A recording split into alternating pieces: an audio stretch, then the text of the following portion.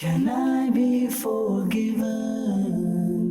Can I be forgiven? I just failed to be as I should. Forgiven. Alhamdulillahi Rabbil Alameen wassalatu wassalamu ala Sayyidil Mursaleen. Amma ba'd. Fa'udhu billahi minash shaitanir rajeem. Bismillahir Rahmanir Rahim. As-salatu wassalamu alayka ya Rasulullah wa ala alika wa ashabika ya Habiballah. As-salatu wassalamu alayka ya Nabiyallah wa ala alika wa ashabika ya Nurallah. Welcome back to this new program. Inshallah, today is the second episode. And inshallah, in today's episode, we're going to discuss regarding the harms of lying and regarding the consequences. And we're going to mention some stories about individuals who lied, the impact they faced, the consequences which they faced. But first, I would like to mention a blessing of sending durood upon the Prophet sallallahu ta'ala alayhi wa sallam. Sayyidina Abdullah bin Salam rahmatullahi ta'ala alayhi mentions that once I went to visit my brother Sayyidina Osman rahmatullahi ta'ala alayhi. And Sayyidina Osman, my brother, was very happy. When I seen his face, when I seen him, he was very happy. Over the moon. And he was saying that I was privileged to behold the blessed Prophet sallallahu ta'ala sallam in my dream today. The beloved Rasul sallallahu ta'ala sallam, he gave me a container filled with water. I drank the water to my fill, and yet still I can feel the coolness of this water. Subhanallah. Sayyidina Abdullah bin Salam rahmatullahi ta'ala alayhi, he inquired and he asks, how did you manage to get this drunk? Sayyidina Osman rahmatullahi ta'ala alayhi replied, by virtue of reciting and sending Salat ala Nabi in abundance. Look, a beautiful blessing. That individual who sends durood in abundance of the Prophet sallallahu ta'ala wasallam, sends durood in abundance upon the best of creation sallallahu ta'ala wasallam, this is a means of him being blessed by seeing the Prophet sallallahu ta'ala wasallam in his dream. So make a habit of sending durood in abundance upon the Prophet sallallahu ta'ala alayhi wasallam. Sallu ala al-Habib sallallahu ta'ala ala Muhammad sallallahu ta'ala alayhi wasallam. Once a man, he stole an individual's belonging. The owner, he called this thief in the blessed haram in Makkatul Mukarramah. And he claimed and he said that this is my belonging. Give me back my item. This thief, he responded and said, you are lying. You are lying, this is my item. Why are you accusing me of stealing your item? So the owner, he replies and he says, if this is the case, if this is actually your item, then swear an oath upon Allah subhanahu wa ta'ala. Listen to this. The thief, he swore an oath in front of the holy Kaaba, standing beside Maqam Ibrahim. Look at the blessed lands that he's in, the blessed area that he's in, and he's taking a false oath. Seeing this, the actual owner, he raised his hand. He raised his hand, he started doing dua, standing between Rukn Yamani and Maqam Ibrahim. After a short while, as soon as the owner started praying, the thief went insane and started screaming and yelling and shrieking. What has happened to me? What has happened to the belongings? What has happened to the owner? He lost his mind. He became insane due to his lying, due to him taking a false oath and the actual owner making dua. This man, he became insane. He lost the plot. He didn't know what's happening. He started yelling and screaming. When this news was heard by Sayyidina Abdul Muttalib, the blessed grandfather of the Prophet sallallahu ta'ala alayhi wasallam, he radiyallahu ta'ala an came, collected the belongings, handed them over to the actual owner and went away. Whereas the thief, the individual who was lying, is kept on running, kept on shrieking, kept on crying, to the extent he eventually fell off a mountain and ended up being eaten by wild animals. Dear viewers of Madani Channel, look at the consequences of lying. That this individual, he lied and dua was done against him and he lost his mind, he became insane. Never lie, and never tell false oath, and never steal anyone's item, never steal anyone's belongings, as all of these evils bring destruction, not only in this world, but in the hereafter as well. Sallu ala al-Habib, sallallahu ta'ala ala Muhammad, sallallahu ta'ala alayhi wa sallam. Rasulullah sallallahu ta'ala sallam, he mentions and he says that, I saw a person in Jahannam, a seen individual in Jahannam. He used to steal the belongings of the Hujjaj, those people, the pilgrim, those who used to do Hajj. He used to steal them with his crooked stick. And when these Hujjaj used to come to him and used to mention to him that, why have you stolen our thing? Give our item back. This individual used to lie. He used to say that, I did not steal your item. In actual fact, these items, they entangled with my crooked stick. That's the reason how I've got your item. And the Prophet ﷺ, this individual who lied, this individual who stole, but he made a lie. The Prophet ﷺ said that I seen him in the hellfire, leaning against his crooked stick and saying, I am the thief who used to bear a crooked stick. I am that individual who used to have the stick. Look at this. Prophet ﷺ telling us that an individual who steals, the individual who lies, will be in the fire of hell, will be in Jahannam. And like from the last episode which we learned, that the Prophet Allah SWT has told us, the person will be in Jahannam and he'll be abandoned. He'll be left abandoned. There'll be no one to help him. There'll be no one to give him assistance. This is one of the punishments and the consequences of this man who used to steal, who used to lie. So make a habit neither to lie, neither to steal. Sallu ala al-Habib, sallallahu ta'ala ala Muhammad, sallallahu ta'ala alayhi wa sallam. One of the prophets of Allah subhanahu wa ta'ala, Sayyidina Isa alayhi salam, he had many miracles which Allah subhanahu wa ta'ala bestowed this individual. One of the miracles of Sayyidina Isa alayhi salam, revived the dead back to life. And Allah subhanahu wa ta'ala is the knower of the unseen. And Allah subhanahu wa ta'ala grants this knowledge to whoever He wishes. Allah subhanahu wa ta'ala grants this knowledge of the unseen to the Prophets alayhi salam, to the blessed saints of Allah subhanahu wa ta'ala as well.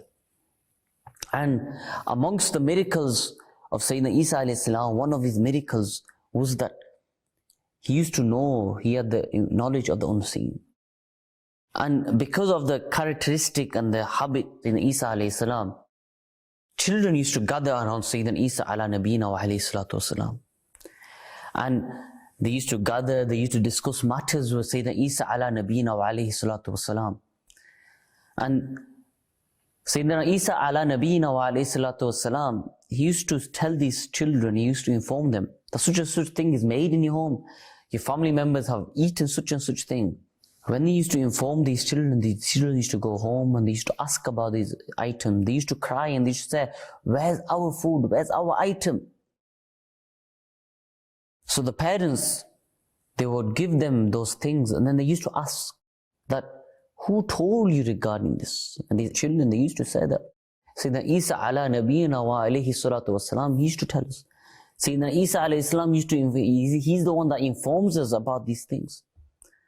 Ma'azallah, these parents, these individuals, they prevented their children from visiting Isa alayhi salam, and they used to say to their children, Ma'azallah, Isa alayhi salam, he is a magician. He is just a magician. He's telling you false things. He's doing magic. So days went past and these children stopped visiting Isa alayhi salam. And the parents, they gathered these children into one house. So Isa alayhi salam, he noticed that these children are not coming anymore. So Isa alayhi salam, he went on searching for these children and he found that they are in this house. As he approached this house, he met the parents of these children. And he asked the parents that, Let me go and visit these children. The parents said that there's no children in this house. So Isa asked them, who is in this house? Who is in this house? And these people, they replied and said that there's only pigs in this house. There's only pigs in this house. So Sayyidina Isa knew that these parents were lying because he had the knowledge of the unseen. He knew they were lying. And what did he say to him? Okay, if you are saying there are only pigs, okay, let it be. There are only pigs in this house. So these parents, when they open the door of this house, what do they notice? Pigs are coming out of the house. These children, their faces, their bodies turn into the faces and bodies of pigs. Look at this, my dear viewers of Madani Channel. That Allah subhanahu wa ta'ala granted Isa alayhi salam with the knowledge of the unseen. And what happened? The parents, they lied and they said that there's only pigs in this house. So due to their lying, this lie in actual fact became true for them because their children turned into pigs. This is one torment. This is one destruction of an individual who lies. And Sayyidina Hatim Asim rahmatullahi ta'ala alayhi mentions that it has been relayed to us that a liar will change into a dog in hell. The one who envies will change into a pig, and a backbiter will change into a monkey. Allahu Akbar. The one who lies, his body, his face will change into a dog in Jahannam. Look at this habit. The individual who has this trait of lying will change into a dog. The one who envies the individual, who has the hatred and enmity for a person, he'll change into a pig. And the one who backbites, who loves backbiting, who gets the pleasure by just backbiting, his face, his body will change into a monkey. My dear viewers of Madani Channel, ask yourself, is it worth it? Lying? Is it worth lying? Is it worth having this enmity? Is it worth having backbiting individuals? And the answer to this is no. We might gain this momentary satisfaction in this world. We might get this happiness in this world. But in actual fact, in this temporary world, this world will finish. This world will perish. The actual world is in the hereafter. And that world is forever. That world will never end. The hereafter will never end. That's forever. There's no end. So whatever we do in this world, we should do it not for this world. We should do it for the hereafter. We should do it for the akhirah. Sallu ala al-habib. Sallallahu ta'ala ala Muhammad. Sallallahu ta'ala alayhi wa sallam. Aman. He said to Imam Muhammad bin Sirin, rahmatullahi ta'ala alayhi, that I dreamt that I am holding a glass bowl filled with water. And this glass bowl is broken, but yet the water is still intact. Listen to this. Imam Muhammad bin Sirin, rahmatullahi ta'ala, said that fear Allah. Fear Allah, do not tell a lie, because you have not dreamt anything. In actual fact, you have not dreamt this. This man began to say, Subhanallah, you're saying that I have not dreamt this? You're saying that I have told a false dream? He, rahmatullahi ta'ala, replied, undoubtedly it is a lie. And I am not responsible of the consequence of this lie. If you have really dreamt it, then your wife will give birth to a child and then die, but the child will remain alive. Whilst departing, that person said from behind, by Allah, I have not even dreamt this. I've just made this up. The narrator of this parable, Sayyidina Hisham rahmatullahi ta'ala alayhi, said, not much time passed when the man who told the false dream had a child, but his wife died and his child remained alive. Look at this punishment. Look at the punishment of lying and the punishment of telling a false dream. Sometimes we may mention to individuals false dreams. I've seen such an individual. I've seen such a saint in my dream. but in actual fact, you're saying this to gain. So people say, subhanallah, what a pious person you are. Just to get the fame, you are lying, you're making up a false dream. Dear viewers of Madani Channel, telling a lie, telling a false dream is haram, is prohibited, and is a sin that leads to hell. A liar will suffer a horrible torment after his death. The Prophet ﷺ, he has mentioned that in my dream, a person came to me and he requested me accompany me. I accompanied him, and I saw two people at a place, one of whom was standing and the second one was sitting. The one who was standing had pincers made of steel in his hand, which he would put into one jaw of the person who was sitting, and he would drag them to rip up to his neck. Then he would go to the left jaw, he ripped the left jaw and dragged that up to his neck. And then in the meanwhile, whilst he's ripping the left jaw, the right jaw is recovered, and then the torment is repeated. The right jaw is ripped up, then the left jaw is ripped up. I asked this person who brought me, what is this?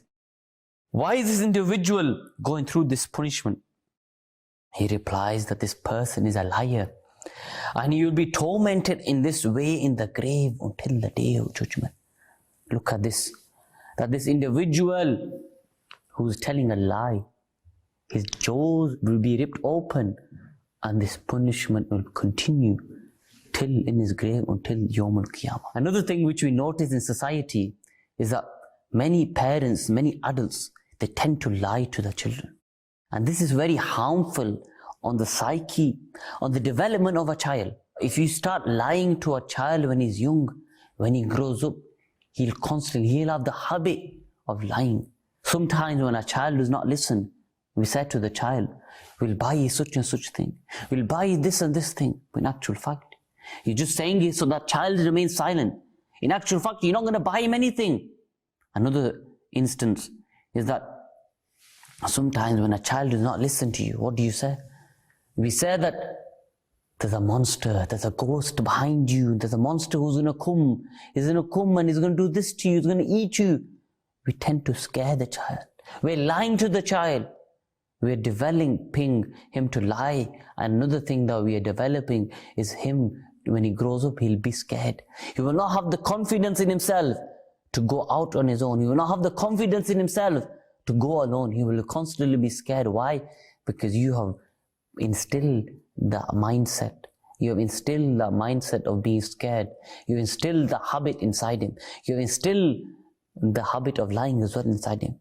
Sayyidina Abdullah bin Amir has narrated that the beloved and blessed Prophet sallallahu ta'ala alayhi wasallam, once he arrived at our home, and my mother said to me, come, I will give you something. Hearing this, the Prophet sallallahu ta'ala asked her, what do you intend to give?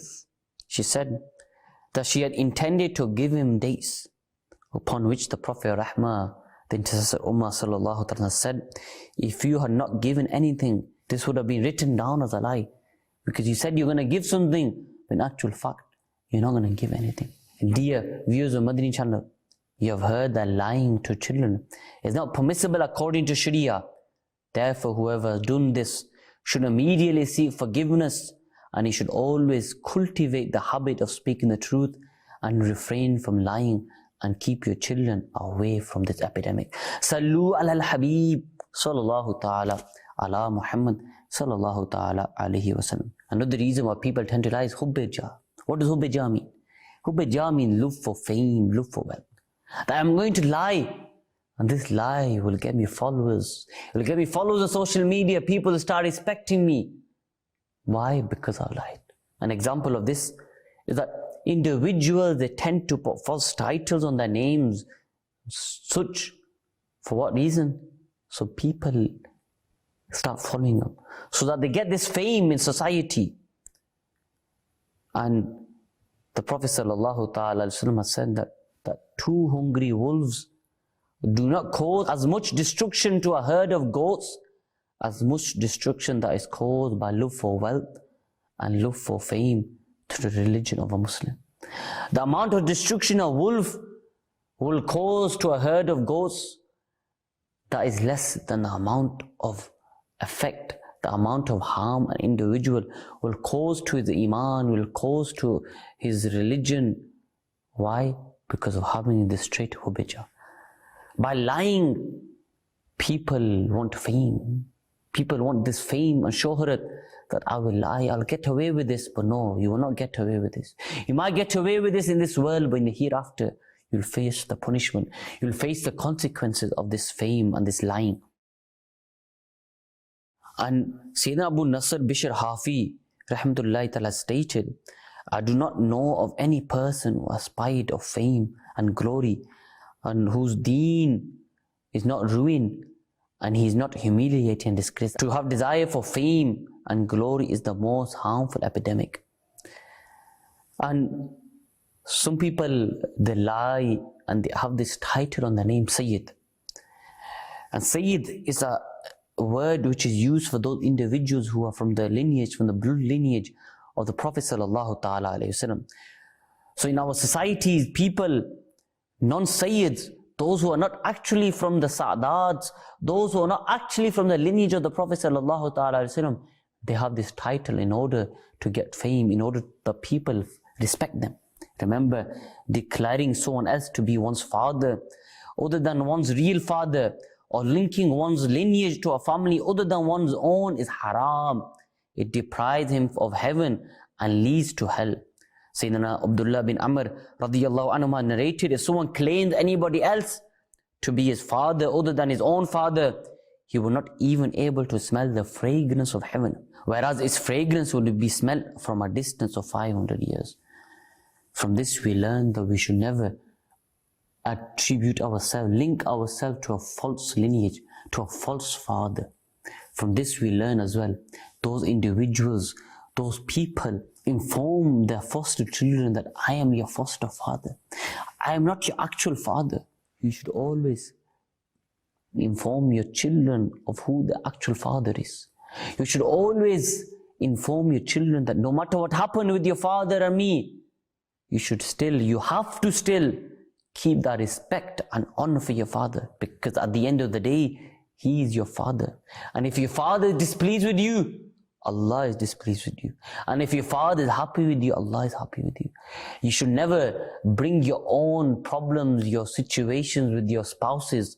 You should never bring them situations upon your children. Your children should keep away from them. So if you have been divorced, yet you should still tell your children who is the actual father.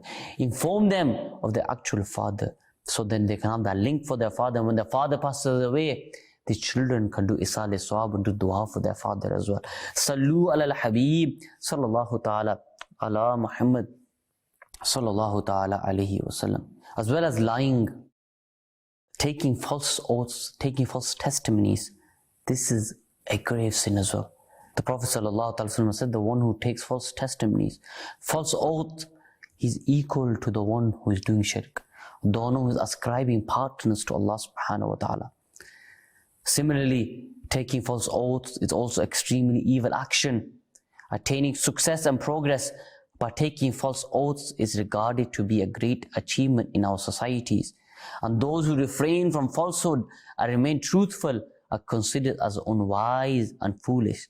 And sometimes truthfulness is viewed as an obstacle in the way of success. It is for this reason that people do not hesitate to give false testimonies, though it is a major sin.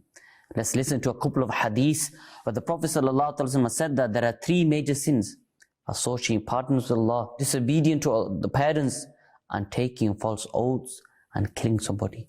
These are from the major sins. False oaths is from the major sins. He who appropriated the right of a Muslim by swearing a false oath, Allah subhanahu wa ta'ala will make hellfire necessary for him and will declare Jannah forbidden for him. The blessed companions radiyallahu anhum humbly asked, "O beloved Prophet sallallahu ta'ala sallam, even if it is something insignificant?" The Prophet sallallahu ta'ala said, "Yes, even if it is something which is insignificant." My dear viewers on Madani Channel, have you heard that the Prophet sallallahu ta'ala has told us, that has given us a warning of entering the hell for those who take false oaths. Besides the above mentioned forms of lying, falsehood is committed in some other situations as well.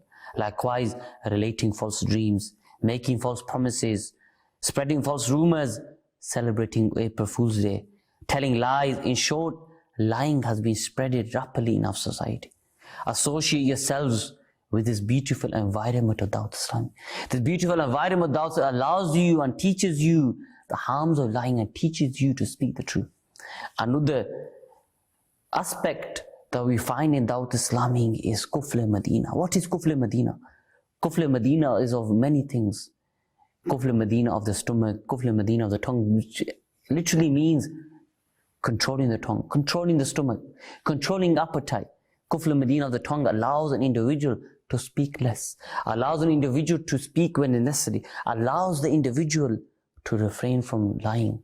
This is the benefits of attaching yourselves to the environment of Dawat Islami. I make this dua that Allah subhanahu wa ta'ala gives us ability to refrain from lying and grants us the ability to speak the truth. Ameen bi jahi Nabi Ameen. Sallu ala al-Habib sallallahu ta'ala ala Muhammad sallallahu ta'ala alayhi wa sallam. Can I be forgiven? Can I be forgiven? I just failed to be as I should.